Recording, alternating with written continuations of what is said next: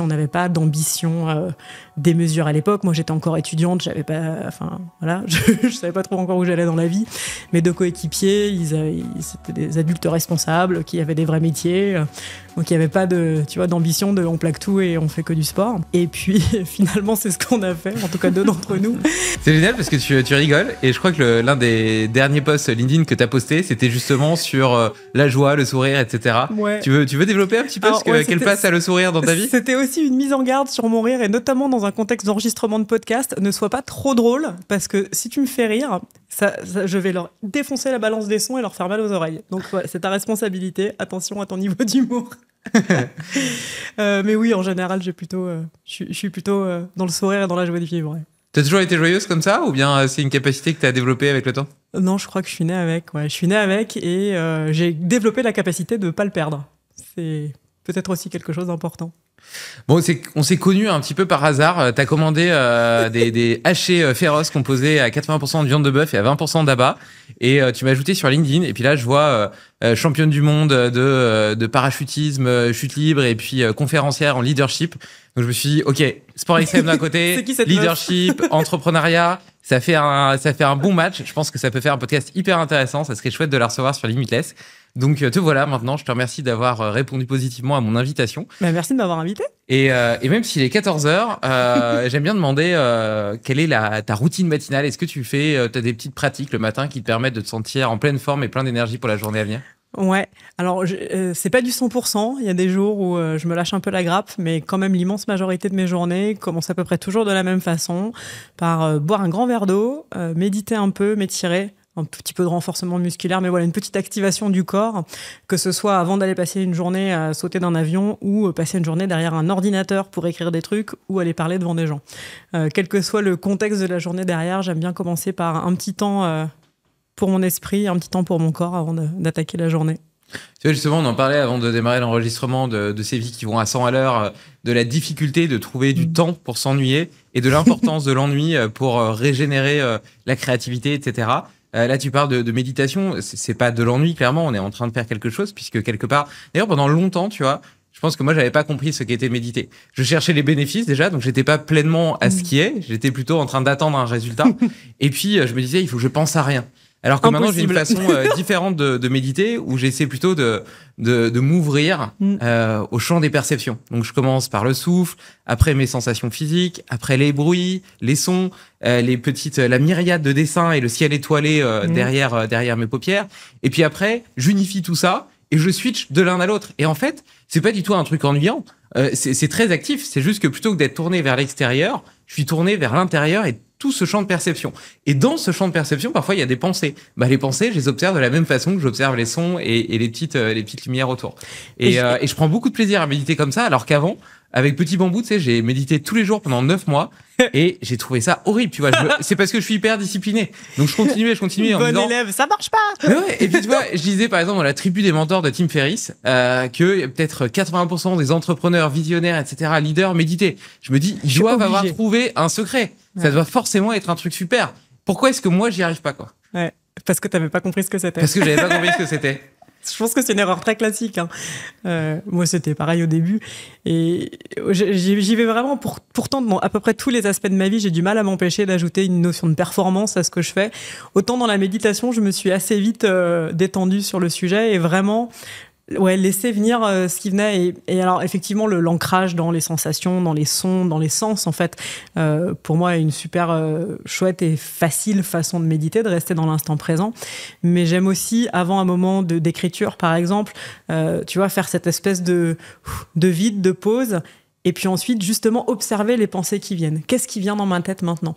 Et ensuite, soit par du journaling, si c'est des trucs où tu te dis, ouais, j'ai besoin de les poser quelque part et de les évacuer pour pouvoir me concentrer sur autre chose, ou dans un questionnement de la créativité, justement, où tu es bloqué sur un truc en train d'écrire, et ben, tu regardes ce qui vient et ça te donne des pistes. Donc, c'est créer ce silence, créer cet ennui, d'une certaine façon, cette pause qui permet de faire naître des pensées qui viennent pas quand tu es omnubilé dans ta to-do list ou en train de regarder une série sur ton téléphone. Ouais, c'est intéressant de voir aussi comme une phase de transition, tu vois, entre deux activités. Je te disais, là, ce matin, j'ai pris le train justement pour venir enregistrer cette semaine de podcast à Paris. et puis je bosse dans le train. Sauf que parfois, le Wi-Fi marche pas très bien. Bah, ça marche jamais très bien le Wi-Fi. Typiquement, pendant ce temps-là, je vais switcher sur une autre tâche. Ouais. Et en fait, je sais que le multitasking, c'est pas bon, tu vois. Mais dans ce contexte-là, voilà. Mais je vais quand même être en train d'essayer de rentabiliser mon temps. Alors que je pourrais utiliser ces temps de respiration, justement, pour me dire, ok, je peux pas continuer à avancer, je dois attendre juste 2 minutes, tu vois, c'est pas très très long. Je suis pas obligé d'utiliser ces 2 minutes pour les rentabiliser absolument, quoi. Ouais, alors tu vois, c'est marrant, ça me fait penser à un autre aspect de ma vie où j'attends souvent mon mec. Il est souvent un peu plus lent à partir d'un endroit où, tu vois, je suis souvent en train de l'attendre. Et tôt dans notre relation, je me suis dit, plutôt que ça me gonfle, je vais prendre cette opportunité de prendre ces quelques minutes où je dois l'attendre pour exactement ça, juste penser à rien, réfléchir, me poser. Et je suis passée d'un truc potentiellement chiant à finalement... à la fin de ma vie, ça fera des heures de méditation et de pensée non occupée, c'est génial. Remercie ton mec, du coup. Mais tu vois, on a toujours tendance à voir les contraintes comme négatives, alors qu'en réalité, c'est des moteurs d'innovation, d'adaptation. Tu vois, on pense par exemple à la musculation, c'est la contrainte du poids qui permet à nos muscles de se renforcer. Dans l'innovation, tu vois, je le vois bien avec Féroce, par exemple, souvent j'ai eu des échéances très très claires.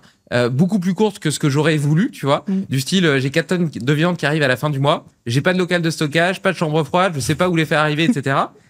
Tout de suite, ça te force à être créatif et à trouver des solutions rapidement, alors qu'il m'aurait peut-être fallu 6 mois pour monter mon local et mon entrepôt de stockage et logistique si j'avais pas eu cette contrainte de temps. Ouais. Pareil avec la contrainte de l'argent. Dans plein de boîtes que j'ai créées, j'avais pas d'argent au départ. Ça t'oblige à être ingénieux, à construire des pyramides avec des bouts de ficelle.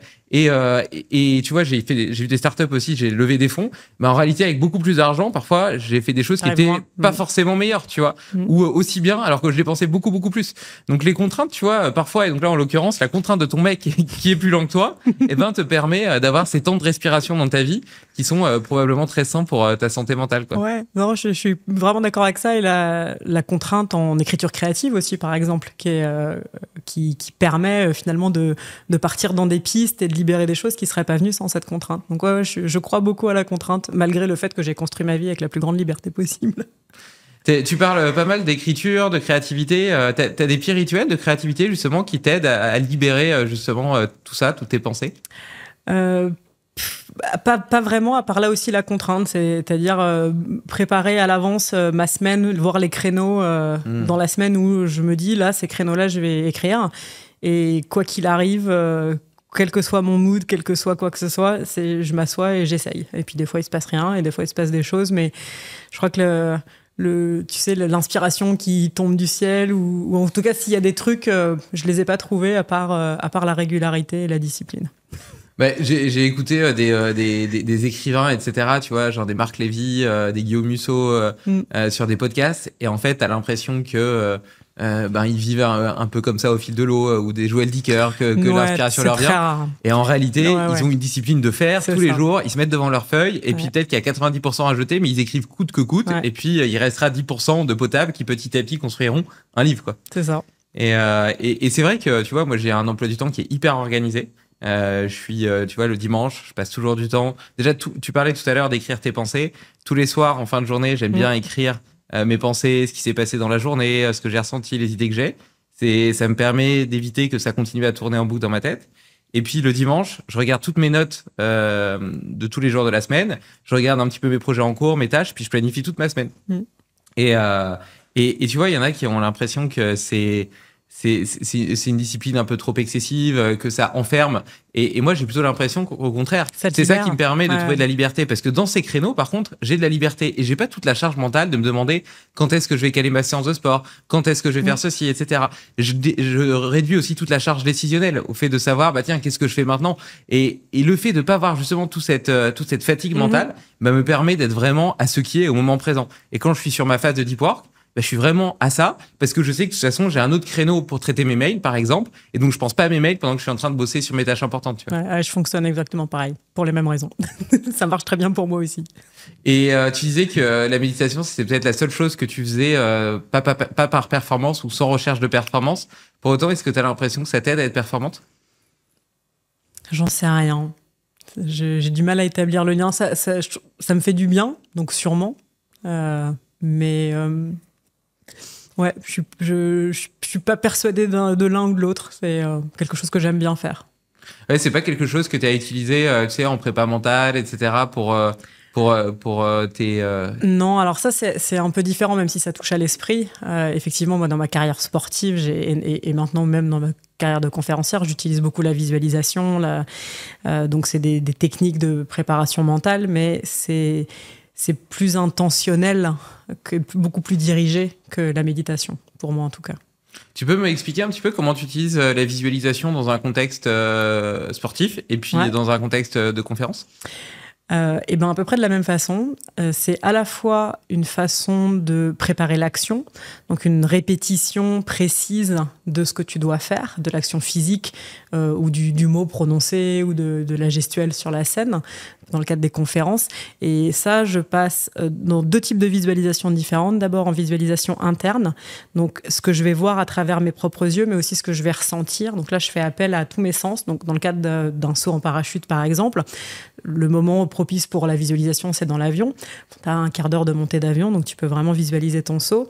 Donc je vais imaginer de l'intérieur de l'avion à la mise en place, à la sortie d'avion et ensuite pendant tout le déroulé du saut. Ce que je vais voir, quels vont être mes points de repère visuels, ce que je vais ressentir, la façon dont l'air va appuyer sur mon corps, l'odeur du kéro au moment où j'ouvre la porte, la température qui change quand le vent rentre dans l'habitacle. En fait, vraiment essayer de faire croire à ton cerveau, donc tout ça les yeux fermés, le plus possible que tu es déjà en train de faire l'action. Ça te permet à la fois d'être complètement au point sur ce que tu dois faire. Dans le cadre d'une conférence, ça te permet de mémoriser ton discours ou en tout cas de t'imprégner des messages ou des phrases importantes. Mais surtout, ça permet de faire baisser le stress parce que ton cerveau pense que tu l'as déjà fait. Et donc, quand tu as déjà fait quelque chose 10 fois dans ta tête, quand tu dois le faire pour de vrai, t'es un peu moins stressé que si tu le fais pour la première fois sans l'avoir jamais répété. Notre entraîneur, quand j'étais en équipe de France, nous disait, si vous faites 10 fois un saut au sol, c'est comme si vous l'aviez fait une fois en l'air. Scientifiquement, je ne sais pas quelle est l'exactitude du truc, mais en tout cas, l'esprit du message, je suis absolument d'accord avec ça parce que je l'ai vraiment constaté à de nombreuses reprises. Donc, tu le fais en visualisation interne et ensuite en visualisation externe, comme si tu mettais des images extérieures de toi, comme si quelqu'un te filmait. Donc là, tu vas te positionner dans l'espace, te voir par rapport aux autres et ça te permet, en changeant de caméra, en gros, de vraiment t'approprier le mieux possible l'action à faire. Mais je pense que la citation de ton coach là est plutôt véridique, parce que déjà le cerveau différencie pas les processus imaginaires du réel. Ouais. Et, le cerveau c'est un opérateur qui est dans une boîte noire qui est connecté à nos sens. Mais en plus là dans tes visualisations tu utilises tous les sens. Donc en fait il a aucun moyen de savoir que c'est pas la réalité. Ouais. Et plus tu les utilises, plus justement plus tu arrives à le trixer. Et ce qui est important aussi, c'est de le répéter. Vraiment plein de fois pour que ce soit le plus proche possible. Et si jamais, comme en méditation, tu as une pensée négative qui rentre ou que tu te mets à visualiser un truc qui est en scénario catastrophe, ok, t'acceptes que l'idée est arrivée, tu l'écartes et tu te reconcentres. Dans l'action physique, sportive, on cherche vraiment à visualiser l'action à réaliser. Le cerveau, la négation, il fait pas trop la différence. C'est le truc classique. Si je te dis ne pense pas à un éléphant rose, le pas, ça connecte pas.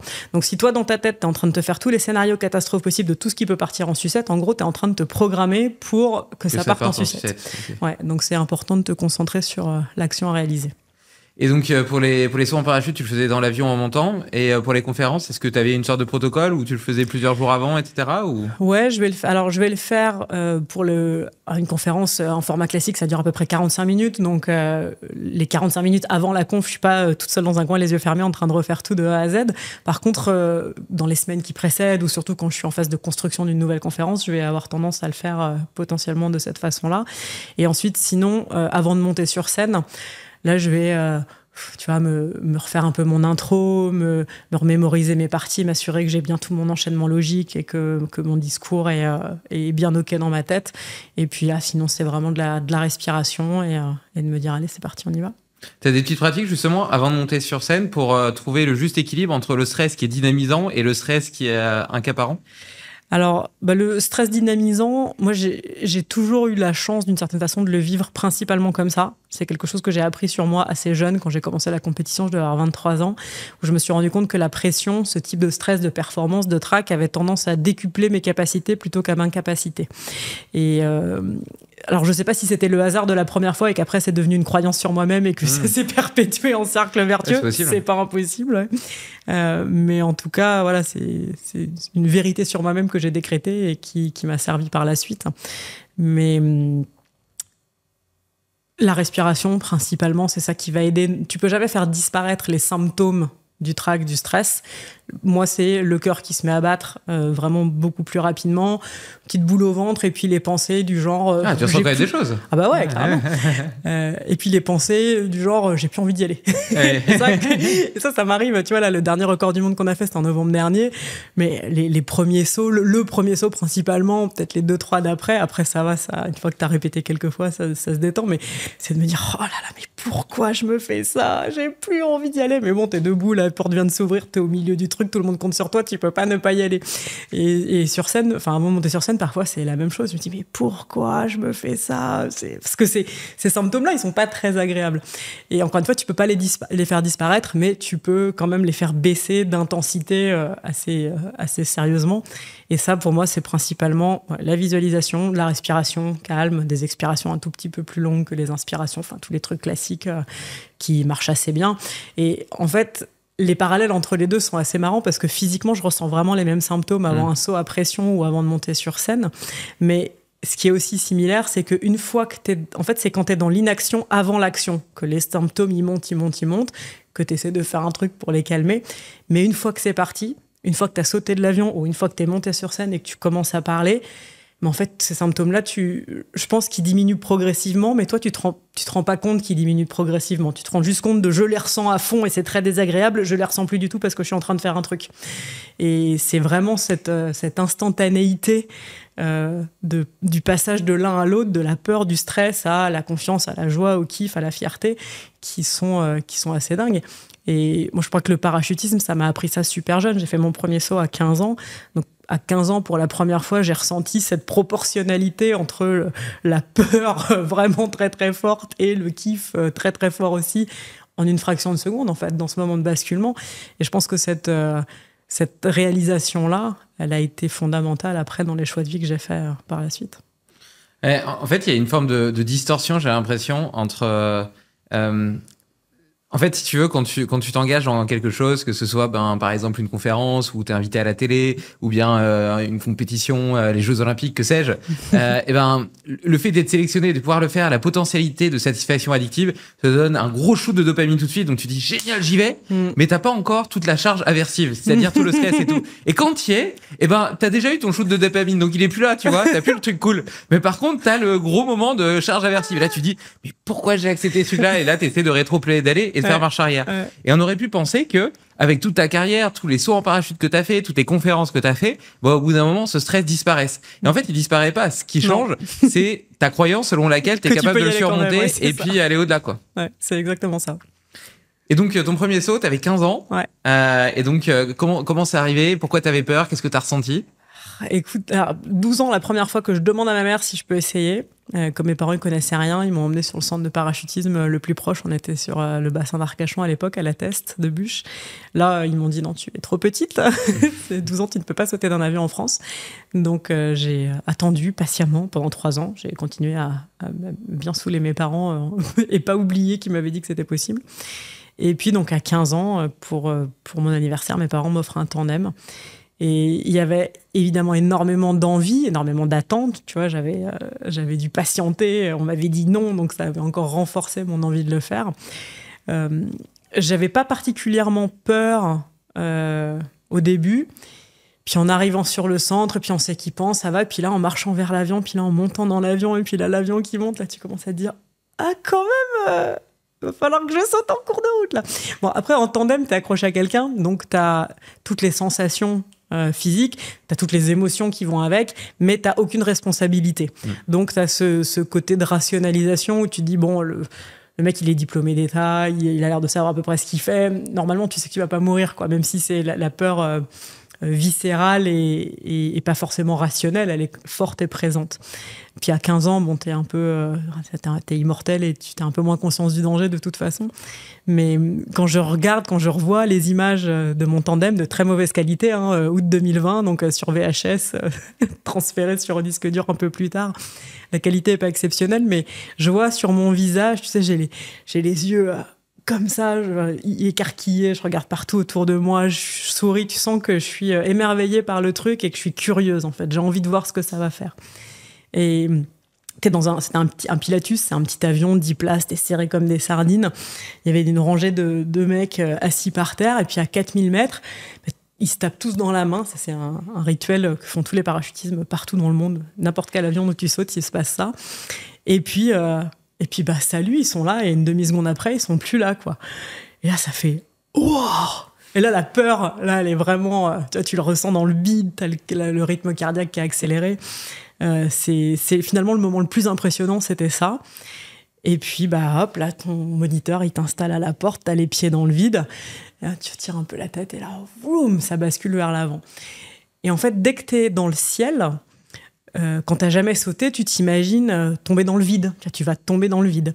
Et le vide, c'est ce qu'on ressent là, toi et moi, autour de nous maintenant. Alors, si tu bouges tes bras très fort, tu vas créer un tout petit peu de vent relatif que tu vas sentir, mais effectivement, il y a zéro texture, quoi. Alors que quand tu sors d'un avion, tu rentres tout de suite dans le vent relatif de l'avion. Le vent relatif, c'est le vent subi par un objet en mouvement. C'est ce que tu ressens quand tu mets ta main en dehors de la bagnole sur l'autoroute. Donc l'avion, il va encore plus vite que la bagnole sur l'autoroute. Et donc, tu es tout de suite dans cette texture-là, dans un truc qui est en fait vachement dense. Tu vois, t'as pas du tout l'impression d'être dans du rien. Au contraire, tu as l'impression que ça te pousse sur le corps et ça t'enveloppe de façon assez... Il y a vraiment une texture, quoi. Donc ça, c'était la première... genre, ah ouais, ok, la sensation, c'est pas ce à quoi je m'attendais. Et alors pendant un tandem, voilà, tu t'attends que ça se passe, t'es à plat ventre et puis tu regardes autour de toi et puis ton cerveau il est assailli par tellement de stimuli nouveaux qu'en fait t'imprimes 5 secondes sur 50 de chute, quoi. C'est d'un point de vue de l'évolution, c'est quand même assez récent de se retrouver en chute libre. Donc ton cerveau au début il est un peu genre what the fuck. Et puis après, quand tu commences à le pratiquer comme sport et que tu t'habitues, tu t'accoutumes à l'environnement, que c'est moins nouveau, que c'est moins étrange, en fait, apprendre à voler, c'est apprendre à te déplacer. Là-dedans, c'est comme apprendre à nager, quoi. Apprendre à nager, t'apprends à bouger dans de l'eau. Apprendre à voler en parachutisme, c'est apprendre à te déplacer dans l'air, à freiner, accélérer, avancer, reculer, tourner sur toi-même. Après, il y a plein de trucs que tu peux faire. Et tu le décris super bien. J'ai fait un vol en tandem et j'ai détesté le moment où en fait le gars, l'instructeur, est assis sur le bord de l'avion. Et toi, t'es dans le vide. Toi, t'es à l'extérieur. Lui, il est tranquillement assis. Toi, t'es dans le vide, accroché à lui. Et puis là, tu dis... Et puis après, quand tu sautes, effectivement, tu l'as très très bien décrit. Il y a une forme de densité dans l'air, et du coup, t'as pas du tout l'impression, entre guillemets, de tomber, quoi. Ouais. T'as plutôt l'impression, justement, on a parlé un peu avant de démarrer le podcast du fait que t'avais lancé une boîte, une soufflerie. Ouais. Et t'as un peu cette sensation, justement, d'être en apesanteur. C'est exactement en fait, la soufflerie, ça reproduit vraiment exactement et fidèlement les sensations d'une chute libre. La différence avec le saut en parachute, c'est que t'as pas besoin de sauter d'un avion et que tu te retrouves pas sous une voile et que tu dois pas poser. Mais toute la partie chute libre, ce qui se passe en parachutisme entre la sortie de l'avion et avant que tu ouvres ta voile, c'est exactement la même chose. Sauf qu'en soufflerie, au lieu que le vent relatif soit créé par ta propre chute, la gravité attire ton corps vers le bas et donc ce déplacement du haut vers le bas à 200 km/h, ça crée ce vent. En soufflerie, c'est des gros ventilateurs qui créent ce vent du bas vers le haut. Et donc quand tu rentres dans la soufflerie, tu es tout de suite dans ce flux d'air et tu peux apprendre à voler là-dedans. C'est une machine à accélérer les progressions parce que tu peux passer beaucoup plus de temps dans une soufflerie en une journée que tu ne vas passer en chute libre d'un avion. Tu vois, une chute libre, ça dure 1 minute à tout casser quand tu es à plat. Même, et puis, grosses années en équipe de France, on faisait 15 sauts d'entraînement. Tu passes ta journée du lever au coucher du soleil, 15 sauts, c'est 15 minutes de chute libre, donc 15 minutes d'entraînement de ta discipline. Alors qu'en soufflerie, tu peux voler 2 heures par jour. Là, ça va plus dépendre des sponsors que tu as réussi à trouver, mais c'est pas t'es beaucoup moins limité. Donc, c'est absolument génial pour apprendre à voler. Et donc, tu fais ton premier saut à 15 ans, tu passes de la peur à l'extase complet, et là, tu dis, je vais recommencer ? Ouais. Sauf que c'était mes parents qui m'avaient payé mon tandem, c'était déjà bien gentil. Moi, j'avais pas de sous, donc recommencer, c'était pas trop une possibilité. Donc, j'ai attendu l'été d'après, 16 ans. À partir de 16 ans, tu peux faire ce qu'on appelle la PAC, c'est la progression accompagnée en chute libre. En gros, c'est le brevet de base. Tu passes une semaine sur un centre, tu fais une journée de théorie et après, tu fais 7 sauts. Un saut avec 2 moniteurs, 5 sauts avec un moniteur et le 7e, tu le fais tout seul. Et donc, du coup, l'été d'après, j'ai passé tout le mois de juillet à bosser dans une pizzeria pour gagner 1000 balles au black et puis aller le dépenser au mois d'août pour faire ma semaine de formation. Et là, je suis tombée amoureuse du truc, quoi. À la fois de la discipline, de l'univers et puis aussi de la communauté. J'avais très, très envie de faire partie de ces gens-là, quoi. J'avais trouvé ma tribu, je crois, assez tôt. Et comment on devient championne du monde alors ? Alors, ça prend un peu plus de temps. J'ai fait à peu près, j'ai dû faire 6 saisons d'été sur le centre de parachutisme. En fait, dès l'année d'après, donc l'année de mes 17 ans, là, je me suis fait directement embaucher. Donc, c'était juste des stages, en fait ? Je passais l'été, juillet-août. Ouais, mais donc, le reste de l'année, tu sautais pas ? Le reste de l'année, je sautais pas, non, parce que quand j'ai commencé, j'étais entre ma seconde et ma première. Enfin, donc, j'étais au lycée les toutes premières années. Après, j'étais à la fac. Donc, j'avais pas de sous. En bonne parisienne, j'avais pas le permis. Donc, tu faisais beaucoup de visualisation. Donc, je faisais beaucoup de visualisation, ouais. Donc, je sautais beaucoup l'été. Mais par contre, le reste de l'année, et surtout les premières années, je sautais quasiment pas. Certaines vacances, j'arrivais à aller faire un peu des trucs à droite à gauche, me faire embarquer par des gens, mais je faisais peut-être une centaine de sauts par an les premières années, et principalement pendant l'été. Et puis, l'année de mes 23 ans, là, j'ai pris une année off entre ma licence et mon master, et mes grands-parents étaient décédés l'année d'avant, ils m'avaient laissé un peu de sous et moi j'ai trouvé que la façon la plus intelligente d'utiliser cette somme, c'était de partir 3 mois aux États-Unis, dans un endroit qui s'appelle Eloy, en Arizona, qui est devenu un endroit hyper important dans ma vie et dans ma carrière après, qui est toujours un peu une mecque du parachutisme. C'est un endroit où tu as beaucoup d'avions qui sont présents sur place. Tu avais plein de champions du monde de l'époque qui étaient sponsorisés, qui vivaient là-bas, qui s'entraînaient là-bas, qui coachaient là-bas. Et à l'époque, c'était surtout le seul endroit au monde où tu avais une soufflerie sur la drop zone. Donc, tu pouvais faire de l'entraînement en soufflerie et des sauts. Et en plus, c'est entre Phoenix et Tucson, en plein milieu du désert, tu dois avoir 360 jours d'ensoleillement par an, quoi. Donc, tu peux sauter tous les jours de l'année sans trop de problèmes. Et donc voilà, je pars là-bas à la fin de l'hiver pour 3 mois et je fais 10 heures de soufflerie et je me fais coacher et je fais plein de sauts coachés, plein de sauts pas coachés et là je fais un gros level up dans ma progression. J'avais déjà commencé à pratiquer une discipline qui s'appelle le free fly. Alors le free fly, c'est en gros voler à part à plat. Donc à plat, c'est le premier truc que tu apprends à faire en parachutisme parce que c'est la position à partir de laquelle tu peux ouvrir ton parachute. Tu veux pas ouvrir le parachute si tu es sur le dos ou si tu es en train de tourner n'importe comment. Donc tu apprends d'abord la stabilité à plat et puis les mouvements de base à plat. Mais rapidement, à partir d'une 40aine de sauts généralement, 50aine de sauts, tu peux commencer à apprendre d'autres disciplines. En parachutisme, il y en a plein.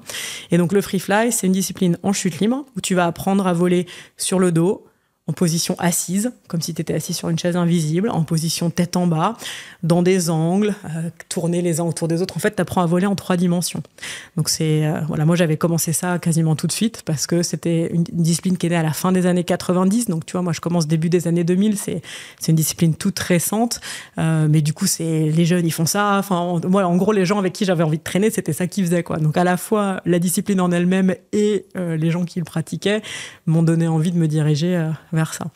Donc, quand j'arrive à 23 ans, tu vois, ça fait 6-7 ans que je saute. Donc, je savais pas encore voler tête en bas, mais je volais bien tête en haut. Je commençais à avoir un petit niveau. Et avec 2 copains français, on décide de monter une équipe en se disant, ça va nous permettre de nous concentrer sur un truc, de nous donner un cadre pour progresser. On va se faire coacher. Voilà, ça nous paraissait une bonne façon de monter notre niveau, même si on n'avait pas d'ambition démesurée à l'époque. Moi, j'étais encore étudiante, je savais pas trop encore où j'allais dans la vie.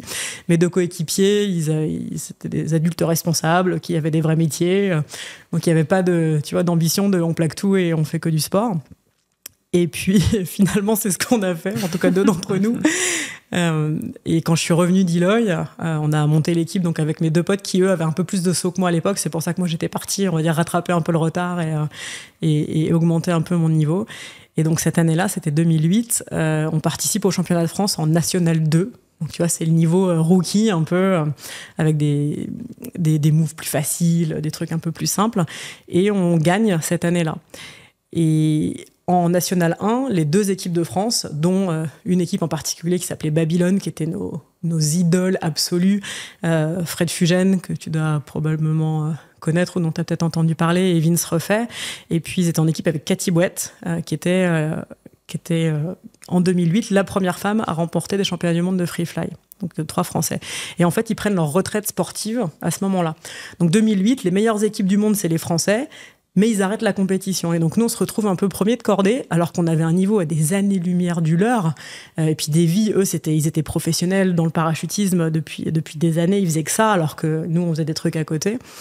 Mais comme on était les premiers de la nouvelle génération, entre guillemets, l'entraîneur national de la Fédération française de parachutisme nous propose de rentrer dans ce qu'ils appelaient l'équipe espoir. Mais en fait, de facto, comme il n'y avait plus d'équipe de France, on s'est retrouvé avec des budgets et du coaching comme si on était en équipe de France.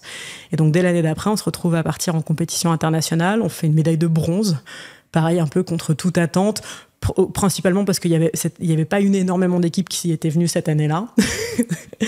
Et puis après, derrière, c'était parti et on s'est mis à tout gagner. Donc, c'est allé vachement vite. On a eu un timing de dingue et on avait mis tout ce qu'on avait sur la table au même moment. Donc, c'était un combo de la chance au niveau du timing et en même temps un investissement à 200%.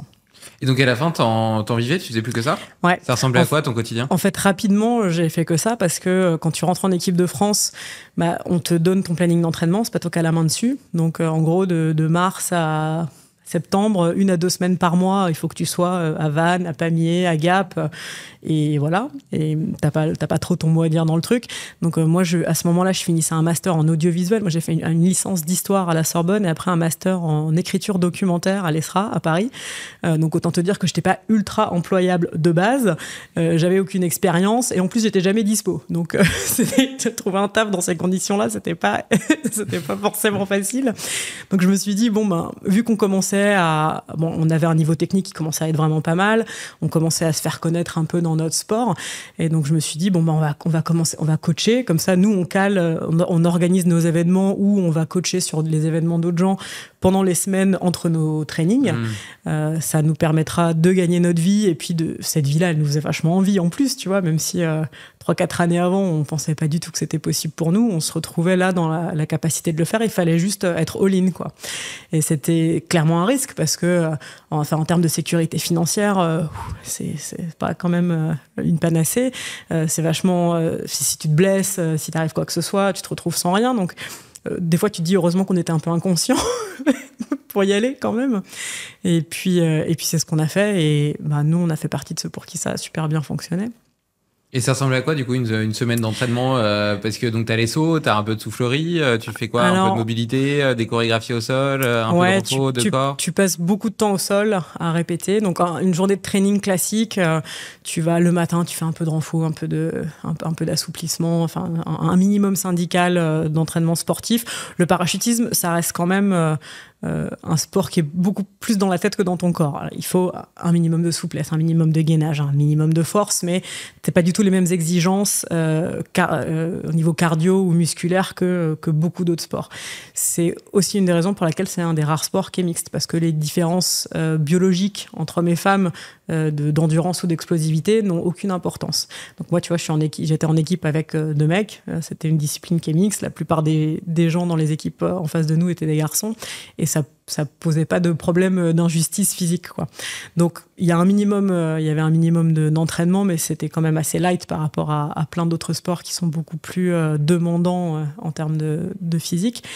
Et puis beaucoup de temps à répéter au sol ce qu'on allait faire. Donc tu marches littéralement. Alors comme nous dans notre truc, il y a des moments où on est tête en bas, des moments où on est tête en haut, mais t'as des sortes de codes un peu. Tu vois, si t'es tête en haut, tu vas marcher avec les mains. T'as l'air complètement idiot, hein. Si tu regardes les gens répéter au sol en parachutisme, tu te dis ils font quoi? Si t'es tête en bas, tu vas garder tes mains là. Voilà, il y a quelques petits tricks, mais en gros, tu répètes au sol. Quand t'es dans des phases de création, on va utiliser des espèces de petits action man ou des cuillères, si t'as que ça, pour dire attends, et si on essayait de faire ce move-là, tu vois, quand t'essaies d'expliquer le move que t'as créé dans ta tête à ton coéquipier, souvent tu utilises des prompts que t'as, des props pour essayer de le faire visualiser ce que tu veux faire. Et puis ensuite, tu essaies de le faire en l'air. Et au début, ça ressemble souvent pas à grand-chose. Et puis avec la répétition, tu l'affines. Après, il faut choisir ce que tu gardes pas, combien de temps tu penses que tu peux passer sur un truc. Est-ce que ça va valoir le coup à la fin, ou est-ce que tu as passé 40 sauts à essayer de faire un truc et que finalement, tu n'y arrives pas, ça ressemble à rien, que tu dois l'abandonner. Il y a une partie de stratégie aussi dans la création de ta routine. Parce qu'en gros, tu as entre 3 et 500 sauts d'entraînement à faire dans l'année avant la compétition. Et une compétition en free fly, tu as 2 types de manches. C'est 7 manches au total, 7 sauts à faire. Tu as 2 manches qui sont des manches d'imposés. Donc là, toutes les équipes vont devoir faire les 4 mêmes moves et t'es noté sur la précision avec laquelle tu les réalises. Je ne l'ai pas précisé, mais c'est une équipe de 3. Le free fly, tu as 2 performeurs et un vidéoman. Le vidéoman fait partie intégrante de l'équipe. Déjà parce que ce sont ces images qui sont ramenées au sol et à partir desquelles les juges vont nous donner un score, mais parce que tu as aussi des points de présentation qui sont liés à sa performance. Si on sort du cadre, ou si lui, il est là, il chute tête en bas et qu'il bouge jamais et que nous, on fait des trucs devant lui, tu vas pas avoir les mêmes scores que si lui, il fait des trajectoires de ouf autour de toi avec des effets visuels, des changements de direction et tout. Donc, c'est vraiment du vol à 3. Et sur les 5 autres types de sauts, les 5 autres manches, c'est des programmes libres où là, comme son nom l'indique, t'as 45 secondes pour faire absolument ce que tu veux. Et t'es noté sur la difficulté technique de ce que tu fais, sur les mérites artistiques, est-ce que c'est beau, est-ce que c'est novateur, et puis sur la qualité d'exécution. Parce que c'est pas tout d'avoir sur le papier un saut qui est techniquement ouf et hyper créatif. Si tu sors de l'avion et que tu fais nimp, évidemment, tu vas pas être très bien noté. Ok, et comment est-ce que parce que tu disais oui, on était un petit peu inconscient. C'est marrant parce qu'il y a plein de parallèles à faire par rapport à ça et notamment sur la notion de risque. Tu parlais de ton premier saut, de cette peur et en même temps de ce triomphe, de la joie que tu as ressenti après. Après, tu peux facilement tomber dans une espèce de quête un peu dopaminergique. Un peu comme quand tu fais de l'alpinisme, par exemple, tu arrives à un sommet et puis tu es déjà en train de te demander quel va être le prochain. Et cette course au toujours plus loin, dans ta discipline, on voit beaucoup aujourd'hui avec Red Bull, tout ce qui est wingsuit, base jump, etc. Et justement, comment est-ce que tu calibres ça? D'ailleurs, tu vois, je parlais d'alpinisme. Il y a un film sur Netflix, je crois que ça s'appelle The Alpinist, justement. Ouais. Et il disait un truc que je trouvais très juste, qui était si tu réussis, on dit que t'es un génie. Si t'échoues, on dit que t'étais fou. Ouais. Et tu vois, et ça d'ailleurs, c'est le biais de résultat. Et d'ailleurs, on peut faire un parallèle avec l'entrepreneuriat. Ouais, mais tu peux faire un parallèle aussi avec l'entrepreneuriat où tu regardes des gens comme, je sais pas, Steve Jobs, Elon Musk, etc. Et en fait, ils ont cru tellement fort à leurs rêves, à leur destin et à ce qu'ils voulaient créer qu'ils ont écouté aucune des critiques qui leur disaient que ça marcherait pas. Et c'est grâce à ça qu'ils ont réussi. Mais il y a d'autres exemples, comme, je sais pas, par exemple, WeWork, où il y a une série sur lui d'ailleurs sur Canal. Et on a dit qu'il était fou parce qu'il a justement cru tellement fort à sa vision qu'en fait il a amené la boîte à la faillite. Et parfois, tu vois, je parle de biais de résultat parce que la qualité de l'action, la qualité de la décision, pardon, elle n'est pas dépendante du résultat. Le résultat, il est aussi, il prend aussi en compte l'environnement et l'environnement, il n'est pas toujours prévisible. Bon, avant qu'on arrive sur la partie entrepreneuriat, parce que ça m'intéresse de voir quel parallèle on peut faire. D'abord, comment est-ce que toi, tu gères ta relation au risque, à la peur et au défi? Ouais, c'est une question super complexe. Et tu parlais tout à l'heure de base jump et j'ai écouté un de tes épisodes avec Liv. Ouais. Et j'ai beaucoup aimé la façon dont elle a partagé ce moment de sa vie et l'explication des raisons pour lesquelles elle a décidé d'arrêter. Moi, c'est un peu pareil, sauf que j'ai pas fait autant de sauts de base jump qu'elle et j'ai pas du tout sa connaissance de la montagne, mais j'en ai fait un petit peu aussi du base jump et j'ai aussi décidé d'arrêter parce que pour les mêmes raisons, je trouvais que le jeu n'en valait pas la chandelle. Mon rapport au risque, il est façonné en partie par ça. C'est-à-dire que si je devais le résumer, je dirais que je pense qu'une vie sans prendre aucun risque vaut pas la peine d'être vécue, mais que tous les risques sont pas bons à prendre. Et dans mon environnement, et notamment dans mon environnement qui pratique du base jump, j'ai vécu tellement de deuils, et dont certains qui étaient très très proches. Et pour moi, ce risque-là, il est incompréhensible. Alors que pourtant, je l'ai pris. Et je l'analyse avec le recul comme une forme d'inconscience, comme un biais cognitif qui fait que tu penses que ça n'arrive qu'aux autres. C'est des phénomènes qui sont assez bien étudiés en psychologie. Malheureusement, c'est rien que de très banal. Mais Et pourtant, ça accueille des dizaines de personnes par an. Et tu vois, tu as un site internet qui s'appelle la Base Fatality List qui recense tous les accidents de base jump dans un but d'éducation, en espérant que le décortiquage des accidents permettra à d'autres de ne pas faire les mêmes erreurs. En fait, l'explosion des réseaux sociaux et l'attrait de ce genre de sport fait que la pratique aussi se développe et que donc, du coup, le nombre de morts est exponentiel. Tu vois, je crois qu'elle existe depuis le début des années 80, cette liste. Moi, j'ai perdu mon compagnon dans un accident de base jump en 2016. Il était numéro 295. Et aujourd'hui, ils ont passé les 500, tu vois, 9 ans après. Donc, c'est une pratique qui est extrêmement risquée et où l'erreur ou le pas de bol sont définitifs. Or, tu es un humain, donc des erreurs, il est quand même fort probable que tu en fasses un à un moment donné ou à un autre. Et dans un environnement où tu as zéro marge de manœuvre, c'est la dernière erreur que tu as faite. Et donc, pour moi, ce genre de risque-là ne vaut pas la peine de mourir pour. Mais, comme disait Liv aussi, tu mets, je crois que je me rappelle plus de ses mots exacts, mais son raisonnement, c'était autour de l'idée que est-ce qu'elle pouvait vivre sans ?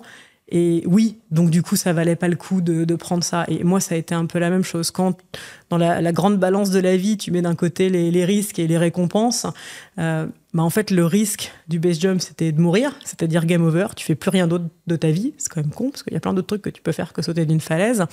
Et les bénéfices, c'était une vie de voyage, c'était l'intensité du vol, le plaisir de voler, le plaisir de la communauté. Mais en fait, moi, tout ça, je l'ai dans le parachutisme, qui statistiquement est 1000 fois moins dangereux. Le parachutisme, je sais que ça a une image un peu de trompe-la-mort, de sport super extrême. En vrai, alors oui, tu peux mourir, effectivement, c'est pas un risque zéro, mais par rapport à plein d'autres sports extrêmes pour de vrai, souvent liés à la montagne d'ailleurs, c'est l'environnement qui est dangereux, du freeride, de l'alpinisme extrême, ces choses-là. Là, tu es vraiment dans un danger de mort qui est présent souvent avec une accidentologie assez élevée. Le parachutisme, c'est vachement soft et t'as qu'à aller sur une drop zone et voir un peu les profils à la fois physiques et sociaux et d'âge des gens qui le pratiquent. Ça donne pas l'impression d'un sport extrême. Mais bon, ça, c'est un autre sujet. Donc pour moi, le curseur du risque, il se plaçait là. Le parachutisme, pour moi, même s'il y a un danger mortel, ce risque est acceptable parce que je le mitige de plein de façons. Déjà, je m'inscris dans un contexte historique où le matériel, les formations, la réglementation a tellement évolué qu'il y a plein de choses qui réduisent énormément ce risque-là. Ça, c'est les facteurs externes. Après, il y a les facteurs internes aussi, la façon dont moi, je le pratique, les routines auxquelles je m'abstiens, les checks, les choses régulières que je fais pour être sûr que tout est en ordre, que mes réflexes sont affûtés en cas de problème. Tout ça, ça me fait être OK avec ce risque-là. Et tu vois, là, dans le cadre de la maternité qui arrive et de la grossesse, on me demande souvent « Ah, tu continues à sauter pendant le premier trimestre ou est-ce que tu penses que tu vas continuer à sauter après avoir eu ton enfant ?» Et ma réponse est oui, parce qu'en fait, pour moi, le risque, il est vraiment réduit au plus petit dénominateur commun possible et que cette vie-là, c'est mon identité et que c'est ce qui fait que ma vie vaut la peine d'être vécue. Après, je ne m'interdis pas du tout de changer d'avis plus tard, mais en tout cas, c'est comme ça que je le perçois aujourd'hui. Le base jump, en revanche, le risque mortel est tellement présent et statistiquement tellement élevé que pour moi, ça n'en vaut absolument pas la peine. Moi, parce que j'ai pas envie de mourir et parce que j'ai pas envie que les gens qui m'aiment se disent « Putain, elle est morte en faisant du base jump, ça valait vraiment pas la peine. » C'est un genre de douleur que je souhaite à personne. Mais tu vois, parfois, il y a un peu cette logique de facteur d'habituation où t'as pas envie de stagner dans ta zone de confort. Et j'ai quand même l'impression d'observer de façon générale, surtout chez les profils un peu adrénergiques, tu vois, qui sont très dopés à l'adrénaline, à la dopamine, etc. Cette volonté d'escalade, d'intensité. Et une fois que tu as atteint un certain niveau d'intensité, la difficulté de se sentir heureux et épanoui avec un niveau plus bas. Pas du tout, moi. Je pense que, en fait, dès le premier saut, j'ai atteint le maximum du kiff. Et ensuite, la forme de ma pratique, elle a vachement évolué. Le plaisir ou la quête, elle est plutôt dans un progrès technique. Elle a été dans une évolution internationale aussi, tu vois. J'ai commencé dans mon club, et puis après dans mon pays, et puis après dans le monde entier.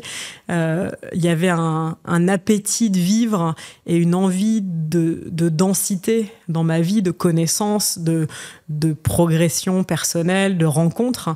Donc cette escalade que tu décris, elle s'est plutôt appliquée dans ces domaines-là. Mais par contre, en termes de prise de risque, si quoi que ce soit, elle a même plutôt un peu baissé, quoi. Mais tu vois, moi, le parachutisme, c'est la plus grande partie de ma vie, mais j'adore monter à cheval, je fais de la plongée, je fais un peu d'apnée. Enfin, tu vois, il y a plein d'autres domaines ou plein d'autres éléments dans lesquels j'aime bouger mon corps et que j'aime explorer, et où je ressens tout autant de la joie et du kiff et du plaisir qu'en sautant. Mais c'est pas, j'essaye pas de surpasser en intensité le truc. Pour moi, c'est clairement le pic d'intensité, ça a été le base jump, en termes de peur, en termes de... Du coup, comme je crois vraiment à la proportionnalité entre la peur et la joie après, c'est sûr que le base jump, t'es au pinacle des deux, quoi. T'es au bord de la falaise, c'est vraiment, là, c'est une peur viscérale, tu vois, c'est quand même, dans la série des trucs pas naturels, c'est quand même assez loin là-haut. Et donc, forcément, quand t'es dans le vol et ensuite quand t'es au sol, mais en termes d'adrénaline, de dopamine, t'es vraiment au pic du truc. Et en fait, j'ai pas, ça a pas, je me suis pas dit what next, il faut que je fasse un truc encore plus extrême, quoi. Et quand j'ai décidé d'arrêter, ça m'a pas manqué en mode physiquement, quoi. Ça m'arrive de temps en temps aujourd'hui, tu vois, de me dire, c'est vrai que ce spot-là, qui est super facile, super safe, avec les potes, ce serait sympa, tu vois. Mais en même temps, je me dis, bon, peut-être un jour, j'en ferai un saut de base, ça m'étonnerait. Mais j'étais pas dans une escalade de recherche d'intensité. L'intensité de ma vie, elle passe par autre chose. En fait, elle passe par la littérature, elle passe par la rencontre, elle passe par le voyage, elle passe par le partage aujourd'hui, les conférences, l'écriture. C'est plus une forme de densité vaste qu'un pic sur un truc en particulier. Ouais, je partage complètement cette vision des choses, cette notion de densité, de profondeur, d'exploration un petit peu. Et je pense que ça correspond très bien à des profils très curieux aussi, tels que nous. Et d'ailleurs, ça fait partie, la densité, des valeurs fondatrices de Pharos, à la fois dans les produits qu'on fait, mais aussi dans la façon dont tu dépenses ton temps et chaque seconde de ta vie. Le premier saut de base jump que tu as fait, tu parles de la sensation que tu ressens. Autant, tu vois, quand tu es dans l'avion, voilà, tu sautes et on parlait de cette densité de l'air qui te donne pas l'impression de tomber. Autant là, quand tu sautes de la falaise, je pense que là, tu as l'impression vraiment de tomber. Ah bah là, complètement, mais avant même de sauter, parce que moi, j'ai déjà sauté, clairement pas en base jump, mais juste de falaise dans l'eau. Mais tu vois, des trucs de 10-12 mètres quand même. Ah bah c'est la même chose. Et déjà, tu flippes avant de sauter, quoi. Mais grave. Et donc, comment est-ce que tu trouves le courage justement de sauter?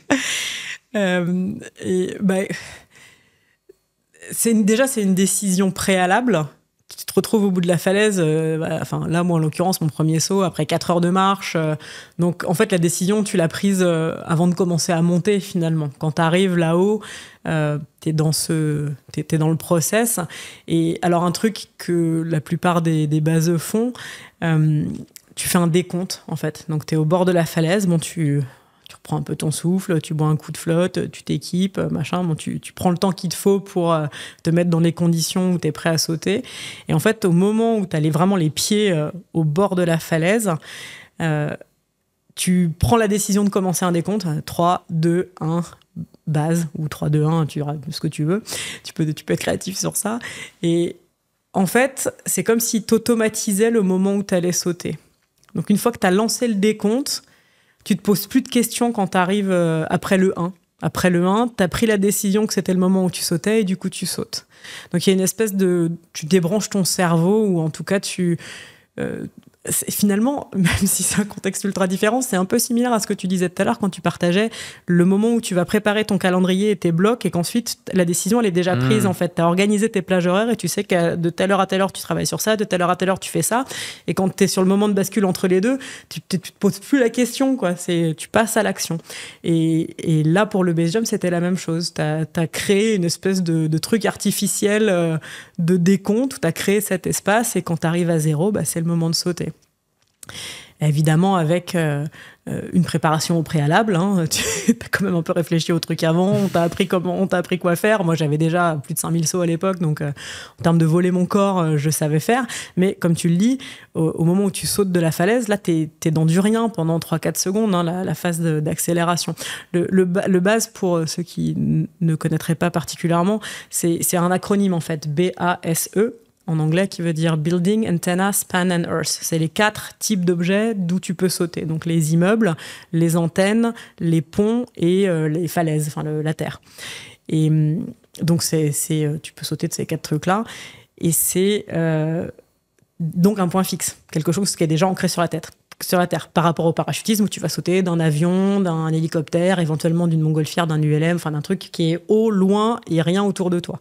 Le base jump, le pont, ça va être le plus safe parce que sous le pont, il n'y a plus rien. Tous les autres types d'objets, si ta voile elle fait un 180 au moment où tu l'ouvres, t'es face à l'objet, quoi. Ça fait partie des causes d'accident.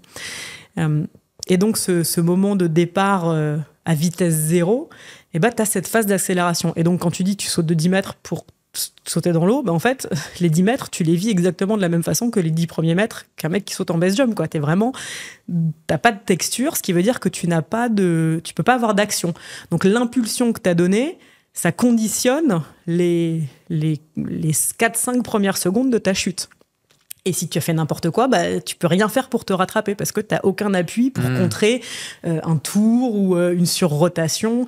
Donc en fait, le moment de l'impulsion, la façon dont tu sautes est super importante. Donc ça, tu peux t'entraîner un peu à sauter dans des trucs de mousse ou à sauter dans de l'eau. Ou tu peux répéter ailleurs qu'en haut d'une falaise pour la première fois. Mais en tout cas, c'est déterminant. Donc tu as intérêt à te présenter correctement dans l'air, quoi.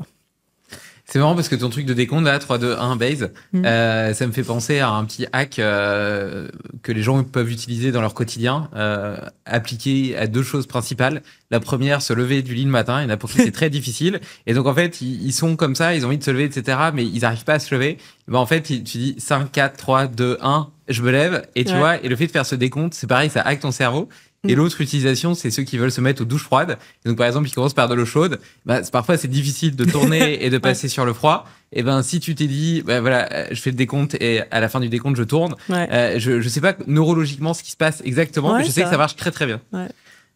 Donc, c'est marrant de voir que, que ça s'applique. Et c'est marrant parce qu'on fait pas ça en parachutisme, on fait un ready, set, go. Mais finalement, peut-être que ça joue un rôle similaire. J'y avais jamais pensé comme ça. Nous, en parachutisme, c'est surtout pour te timer avec les autres quand tu sautes pas tout seul, pour qu'on sorte ensemble de la même façon de l'avion avec un bon timing. Voilà, ça permet plus de se caler les uns par rapport aux autres. Mais c'est vrai qu'on a un décompte en fait aussi pour ça. Et qu'est-ce que je voulais dire?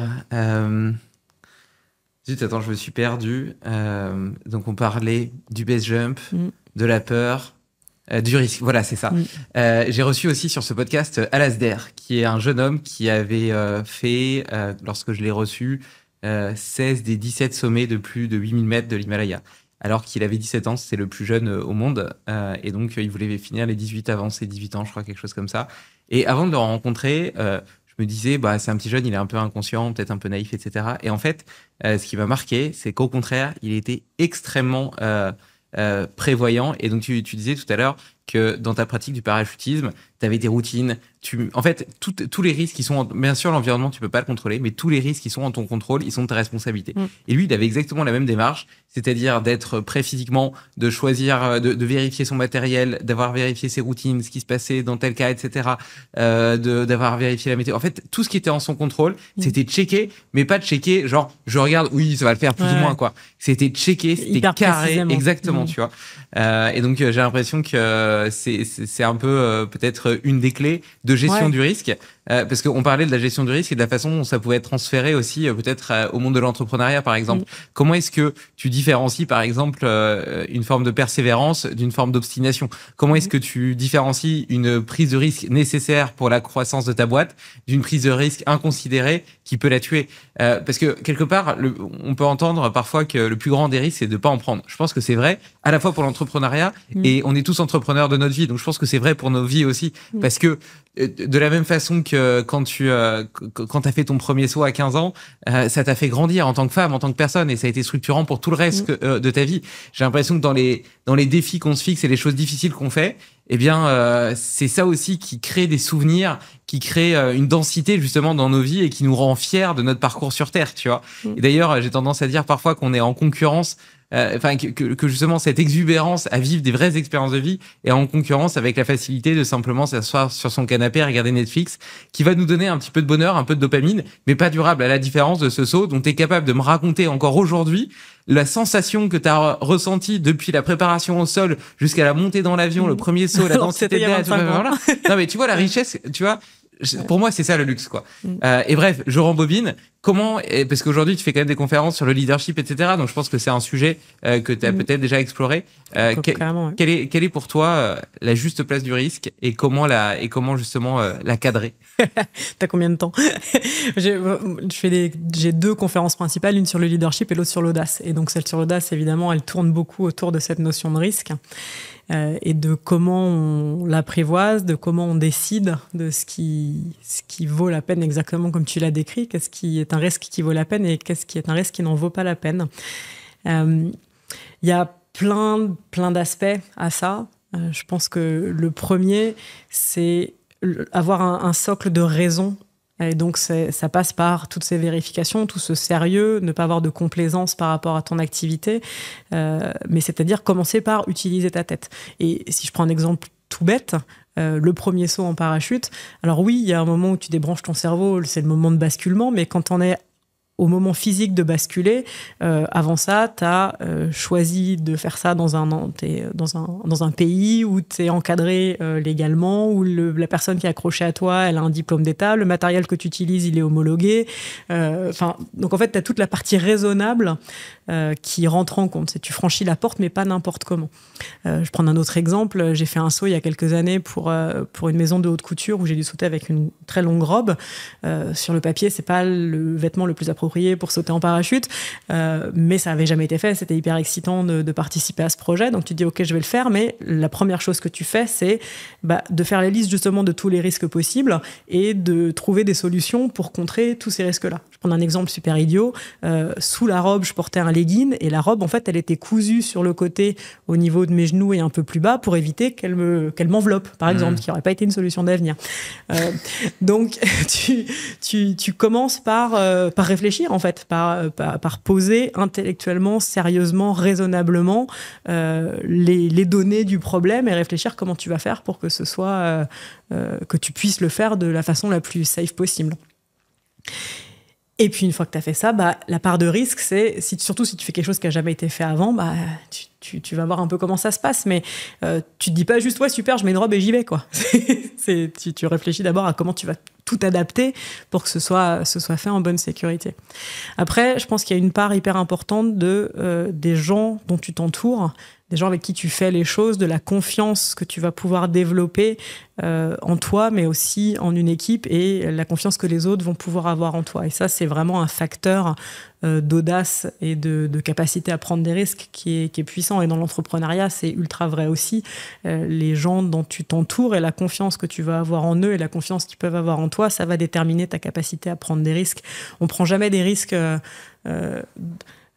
les Anglais disent in a vacuum, je sais pas comment on dit en français, dans un aspirateur, ça veut rien dire, mais tu sais, dans un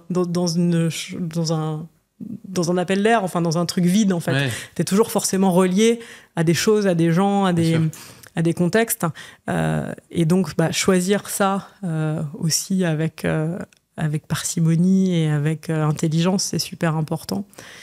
Et dans les choses qui t'aident aussi à prendre des risques, je crois qu'il y a l'intention et les convictions que tu mets derrière. Pourquoi tu veux prendre un risque ?